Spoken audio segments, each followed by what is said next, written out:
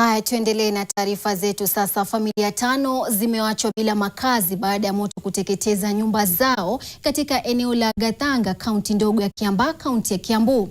Mali ya thamani isiyojulikana iliharibiwa na moto huo, huku wakazi wakieleza kuwa hawajui chanzo cha mkasa huo. Hata hivyo, hakuna mtu aliyeripotiwa kujeruhiwa au kuaga. Abraham Gadesha anaarifu. Zaidi ya familia 5 kutoka Gathanga, eneo bunge la Kiambaa, wameachwa wakikadiria hasara ya mamilioni ya pesa. Hii ni baada ya moto kuteketeza nyumba zao. Kale kananitaga Guka ndio kalikuja kaniambia, Guka kuna chomeka.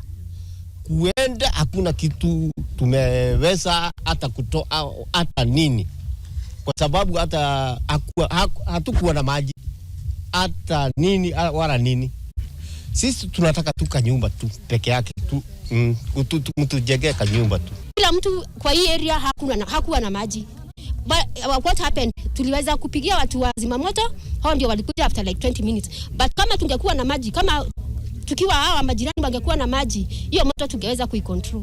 Hawa watu hata nguo ya kuvaa hawana, hata kitu ya kupikia hawana. Then serikali I wish inaweza ingilia ndio iweze kuwajengea at least ndio maisha yao irudi.